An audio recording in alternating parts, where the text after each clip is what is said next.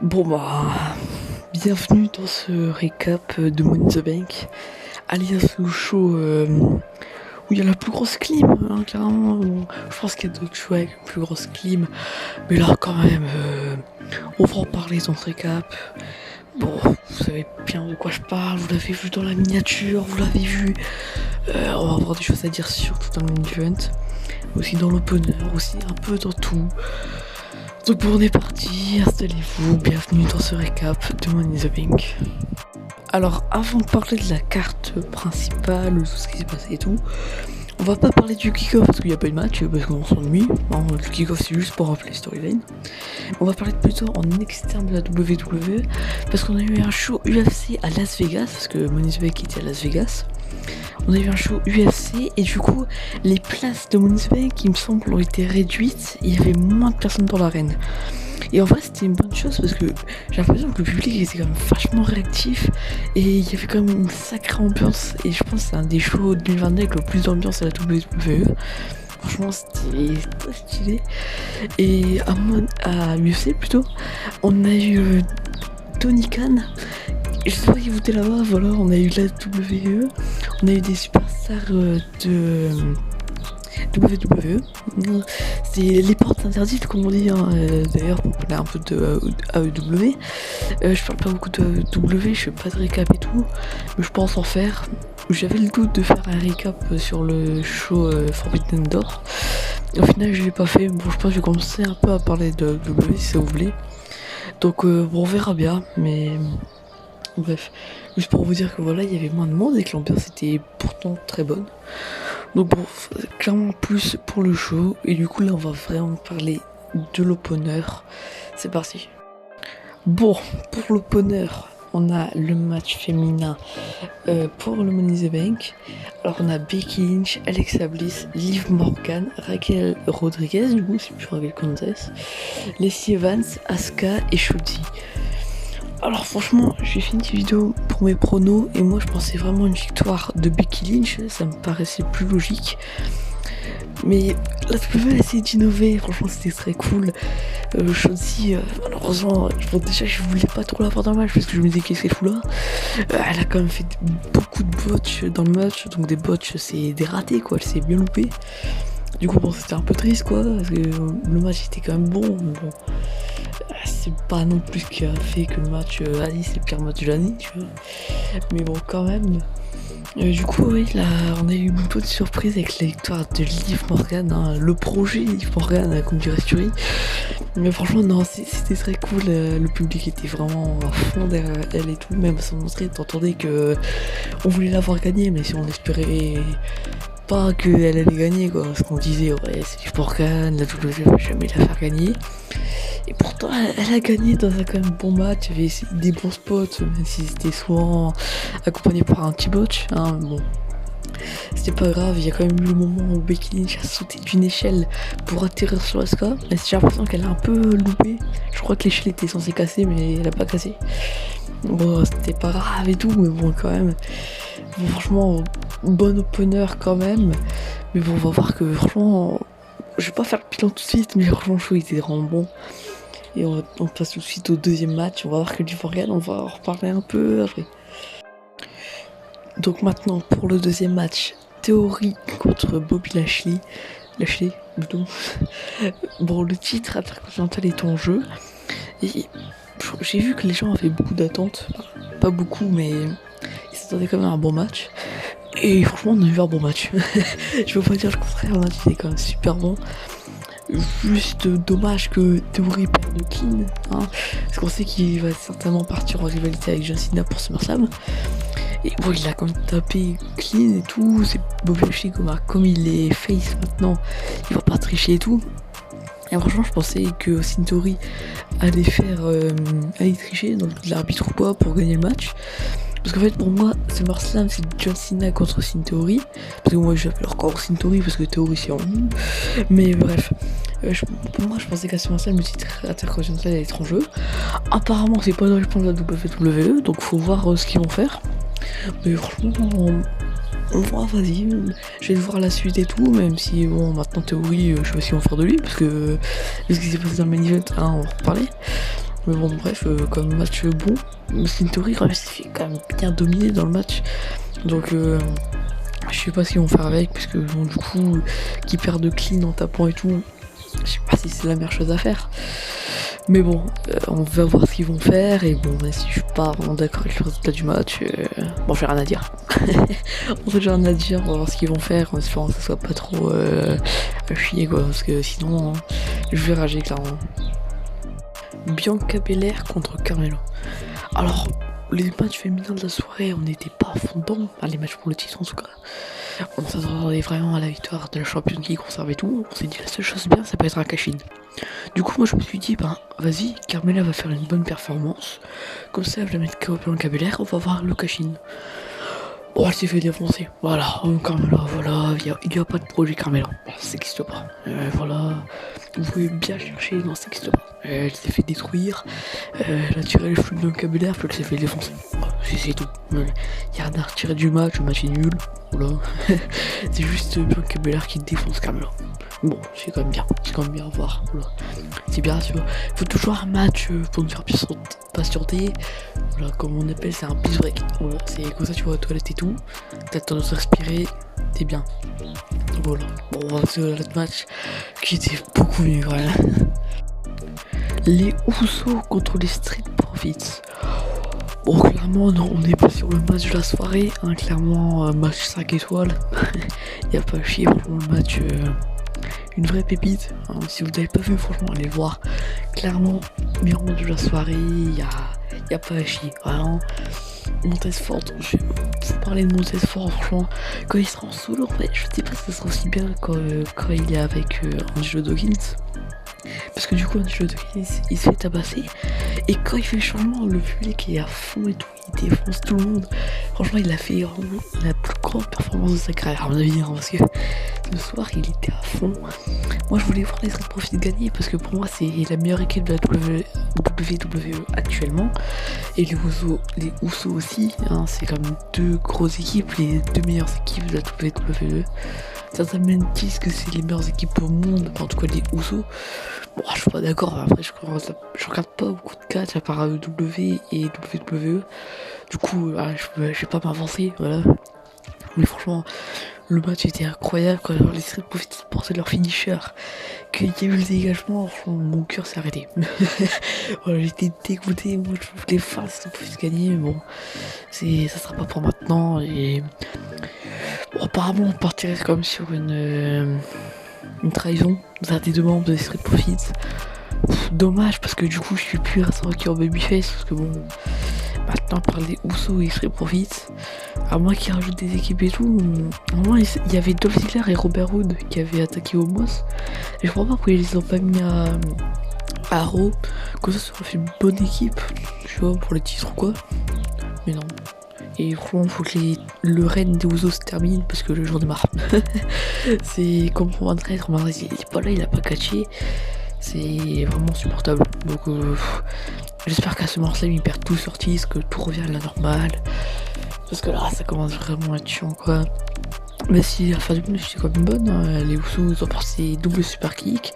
Leur finisher le 1D aspiré des Dudley Boys, le 3D. Ouais, bon bref. Je finis en anglais, on va rien dire. Mais bon. Non, franchement, bon match, meilleur match de la soirée, clairement, match 5 étoiles en vrai, hein, parce que le match était vraiment incroyable, lui qui était à fond. Clairement, super match, on aura certainement une revanche, parce que à la fin, Montez-Ford montre qu'à la fin, il avait pas son épaule collée au sol. Du coup, techniquement, le tombé devait s'arrêter, mais l'arbitre a conduit jusqu'à 3.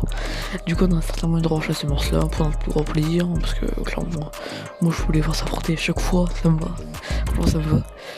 Mais bon, maintenant c'est l'heure du match entre Natalya et Ronda Rousey pour le titre. Mais avant ça, on a des images bizarres, très bizarres. Alors, au début, on tirait un peu les Rose, c'est pour utiliser tout. Et ça fait un peu penser aux filles. Non, c'est Edge, voilà, je vous dis, voilà, c'est Edge, première clip de la soirée, voilà. C'est Edge, voilà, ça a été confirmé, c'est pour le retour de Edge. Le retour, on l'a plus trop eu, du coup on sait pas s'il sera de retour en face ou en heal. Je sais pas, mais apparemment c'est pour Edge. Donc voilà, on verra comment ça va se dérouler, mais en tout cas c'est assez intriguant. Du coup on va voir ce que ça donne, mais je sais pas trop, à mon avis on n'a pas trop à s'en faire. C'est quand même Edge, qu'on a vu quand même bien l'inspecter quoi, mais bon. Je sais pas si on part sur un délire sur naturel, comme The Fiend et tout. Moi ça me dérange pas, donc on verra. Et bon, du coup, pour le match de Ronda Rousey contre Natalia, bon, une fois où j'étais sur mon téléphone, je regardais Twitter et tout pour The Fiend et tout, je me disais c'était Bray Wyatt et tout. Donc moi je vais pas faire attention au match.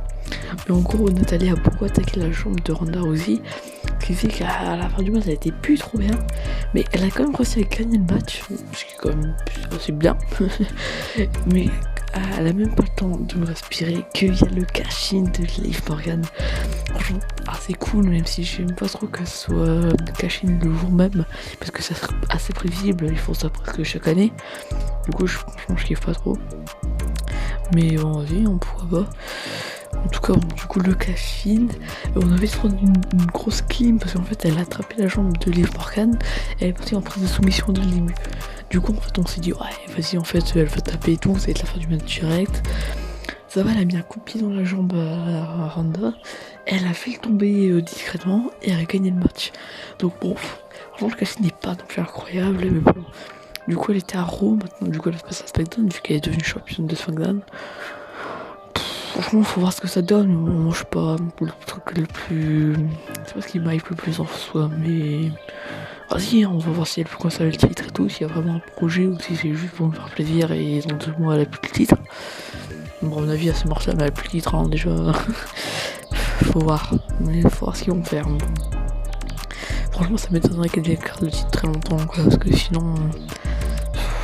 Après, je me dirais, je pense qu'il y a plus de heel que de face, mais bon. Faut voir, franchement faut voir ce qu'ils vont faire. Bon, en tout cas voilà pour le féminin. Maintenant on va passer au match masculin Money in the Bank et on va produire une bonne grosse clim. Voilà, ensemble c'est bien. Bon, c'est parti, clim de la soirée, voilà. Match Money in the Bank masculin. Toutes les superstars arrivent sur le ring et avant le début du match, Adam Pearce arrive et dit que bon, pour faire plaisir aux fans, on va avoir le droit à un autre catcheur, un 8ème. Alors bon, tout le monde pense à Cody Rhodes, hein, mais bon. Moi en vrai je l'espérais pas parce que je me suis dit, s'il se reblesse, on ne va pas avoir peut-être un an et demi. Donc bon, vas-y, on va pas aggraver sa blessure. Et bah non, ce n'est pas Cody Rhodes, c'était vraiment pas Cody Rhodes, c'était Austin Theory. Voilà, grosse clim, hein, les jeux publics ils étaient là, quoi. Comment ça tu blagues? Et non, c'était pas une blague, c'était vraiment Austin Theory. Bon, du coup, à partir de ce moment-là, on se doutait que bon, c'est mal parti quoi. Bon, on a quand même un bon match, je vais essayer de récapituler un peu de tous les catcheurs ont fait. Sheamus et McIntyre se sont beaucoup affrontés parce qu'ils sont en rivalité. À un moment, les deux vont se retrouver. Sheamus va être placé en dessous de l'échelle pour pas qu'il puisse bouger par Drew McIntyre. Drew McIntyre va monter à l'échelle, mais Butch va arriver. Voilà, Butch est vraiment instable, donc tu vois, il attaque et tout. Bon, pourquoi pas, tu vois. À un moment, les deux vont monter sur l'échelle. Sami Zayn va les pousser sur une échelle qui était poussée dans le coin. C'était un bon spot, en vrai, c'est quand même un bon spot. Omos, bon, ça va être la menace. Il va se faire soulever sous les échelles, il va revenir. Il va se faire enchaîner par des finishers et ils vont tous le porter à l'extérieur du ring pour le balancer à travers la table des commentateurs. Bon spot aussi, en soi c'était quand même bien. Après on a Sami Zayn, à un moment il me fait rire. Je crois que c'était Omos qui défonçait tout le monde. Il s'est caché derrière un poteau et tu voyais il faisait chut, chut. C'est pas vrai, c'est pas que je suis là. Non, ça c'était drôle. Ça nous a été grave drôle. Moi je voulais voir avec la manette parce que ça aurait pu être intéressant que avec la bullet tu vois, ils sont pas confiance en lui, tu vois, s'il a la manette. Ça aurait pu être intéressant, ça aurait pu faire une vraie histoire et tout. Bon, on n'a pas eu ça parce que ça aurait été un trop bon choix pour la WWE quoi. Donc voilà quoi. On s'est mis voilà, il a fait des spots un peu. Bon, même si on ne sent pas qu'on l'a vu dans grand chose quand même. Ensuite on a Riddle. À un moment, tous les catcheurs sont au centre du ring. Il va monter sur le haut d'une échelle, il va faire son finish. C'est un sorte de moonsault où il se tourne sur lui-même. Franchement, c'était très stylé, surtout que l'échelle était très haute. Du coup, c'était quand même bien stylé. Après, attends, parce que j'ai essayé de doubler les personnes. Aussi Theory, bon, on l'a même pas vu dans le match, hein. Il a pas fait grand chose. C'est le pire quoi, il a presque rien fait. Rollins, c'est mon favori, en plus j'allais l'oublier. Il a quand même fait des bons spots et tout, mais je trouve qu'on l'a pas encore vu. Je vais pas dire la super star qu'on a plus vu. Je pense que c'est trop quitté à Sheamus parce qu'ils se sont affrontés quand même pendant longtemps. Sheamus on l'a quand même vu longtemps. C'est peut-être un projet Sheamus, hein, on sait pas. Mais non, franchement, bon match. Seul problème, voilà, c'est la fin de match où Riddle et Rollins vont se battre hors de l'échelle. Riddle va porter un gros RKO sur jusque dans le ring, quoi, du haut de l'échelle. Très beau RKO et tout. Il monte aussi une théorie, il revient. On fait bon, vas-y, combat, mais vas-y, Riddle il va gagner. Non, Riddle tombe. Bon, c'est pas grave, il y a quelqu'un qui va arriver. Il monte, il touche la mallette. Il fait bon, vas-y, il y a quelqu'un qui va arriver les aider et tout, qui va pousser et tout. Peut-être John Cena, tu vois. Moi j'espère que ce soit John Cena qui arrive, tu vois. Et non, il va décrocher la mallette. Puis on va faire une grosse clim parce qu'on adore ça. Voilà, il fait chaud, donc voilà, pourquoi pas mettre une grosse clim à tout le monde. Même à 5h du mat, c'est pas grave. C'est pas grave, c'est une grosse clim. Voilà, donc le public boue. Hein. Dommage qu'on n'a pas entendu des chansons parce que pour une fois ça aurait été mérité. Hein. Non, parce que là, à ce niveau. Non, donc voilà, c'est une théorie champion il est pas champion encore, mais bon. Il est Money in the Bank, voilà, Mr. Money in the Bank. Et maintenant il doit cacher une sur Roman Reigns, hein, bonne chance mon gars, parce que même affaibli, Roman Reigns l'encule, hein, on va pas se mentir. Il y a une grosse concurrence entre les deux, parce que aussi théorie il a perdu contre Bobby Lashley, clean en plus. Donc Roman Reigns il bat, donc voilà. Donc peut-être à ce moment-là, voilà, il peut profiter, mais bon. Je vais préférer Rollins, tu vois, parce que Rollins, c'est encore, il fait faire un truc stylé avec la manette, genre à WrestleMania tout, comme moi c'est le 31, tu vois. Mais non, que ça va être intéressant aussi, tu vois, pour mettre en avant des catcheurs aussi. Parce que bon, je pense que c'est aussi pour mettre en avant des catcheurs qu'ils ont choisi de mettre Theory, Mr. Money in the Bank. L'autre, puis mettre Riddle, en plus Riddle il est over avec tout le monde.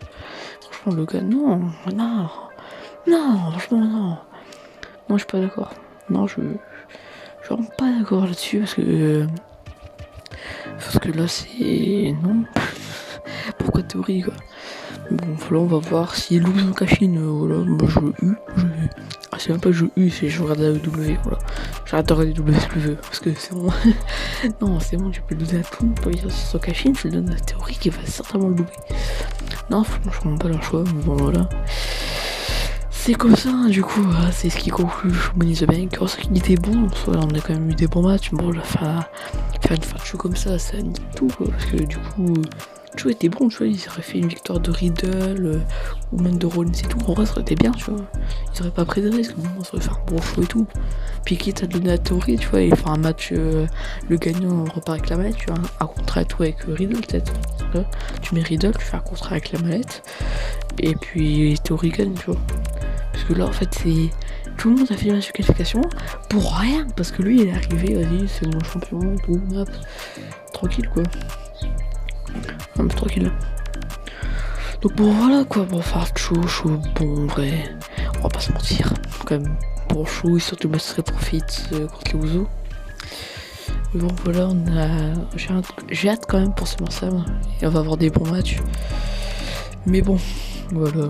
Oh, c'est là-dessus, je vous laisse. Voilà, n'hésitez pas à liker, vous abonner si ça vous a plu, le petit récap. Partir la prochaine dans une prochaine vidéo, du coup. Ouais. Et voilà, je me remets pas de cette clé maintenant. J'ai bien le seum encore. Je bouffe mon seum là. Bon, à la prochaine. C'était Platy. Bye.